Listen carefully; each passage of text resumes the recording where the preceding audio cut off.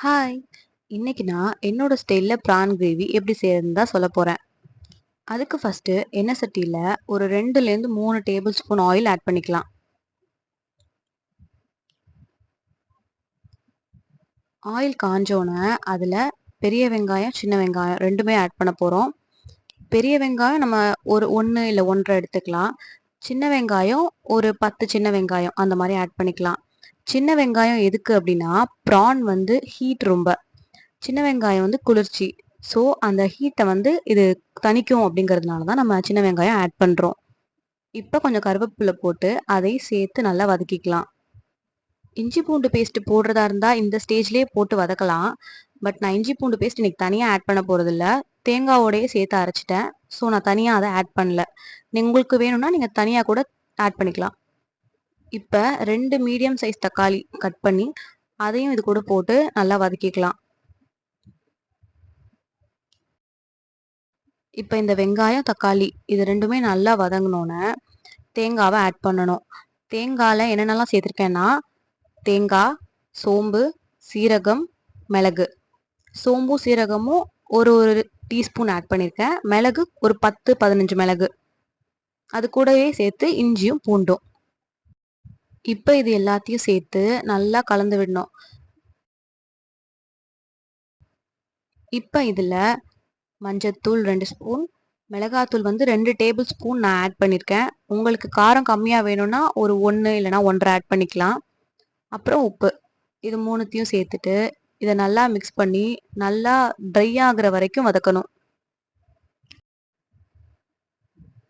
இது நல்லா வதங்குனோன தான் நம்ம ப்ரான போடணும்.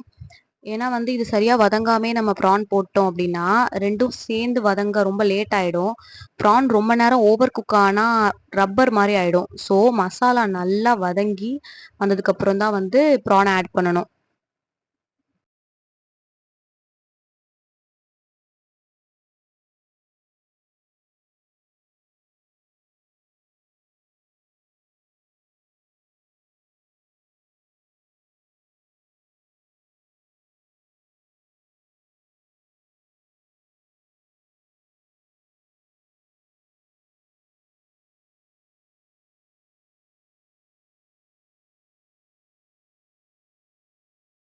இப்ப பாருங்க, மசாலா நல்லா வதங்கிடுச்சு.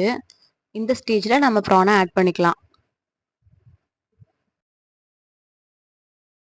இப்ப ப்ரானையும் அந்த மசாலாவையும் சேர்த்து நல்லா கலந்து விடணும். ப்ரான் வேகறதுக்கு தண்ணிலாம் எதுவுமே ஊத்த தேவையில்ல. ப்ரானே நெறைய தண்ணி விடும். ஸோ, அதுலேருந்து வர தண்ணியே போதும். லைட்டா அப்பப்ப எண்ணெய் மட்டும் கொஞ்சம் ஊத்திக்கணும். அப்பதான் அடி பிடிக்காம இருக்கும். எண்ணெய் ஊத்தி லேசா பெரட்டி விட்டுட்டே இருந்தா அடி பிடிக்காம நல்லா வரும். இப்ப பார்த்தீங்கன்னா, ப்ரான் வெந்துருச்சு. அது பார்க்கும்போதே தெரியும். ப்ரான் வேக வேக அதோட சைஸ் வந்து கொஞ்சம் சின்னதாயிடும். உங்களுக்கு வந்து கிரேவி மாரி தள தளன்னு இருக்கணும், சாதத்துல போட்டு சாப்பிடுற மாரி வேணும் அப்படின்னா, இந்த ஸ்டேஜ்லயே கூட ஆஃப் பண்ணிக்கலாம்.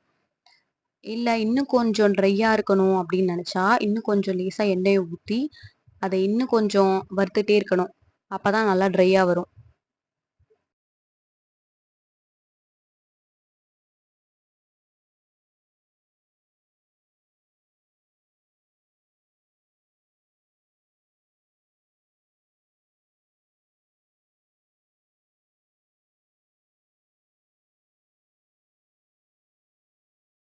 இத நீங்க இட்லி, தோசை, சப்பாத்தி, சாதம் எல்லாத்துக்குமே சாப்பிடலாம்.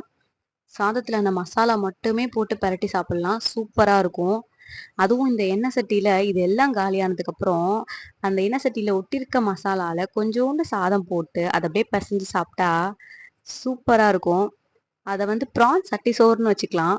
சூப்பரா இருக்கும் அது. அவ்வளோதான். நம்மளோட ப்ரான் கிரேவி ரெடி ஆயிடுச்சு. உங்களுக்கு இந்த வீடியோ புடிச்சிருந்தா லைக் பண்ணிடுங்க. அப்படியே நம்ம சேனல சப்ஸ்கிரைப் பண்ணிக்கோங்க. பாய்.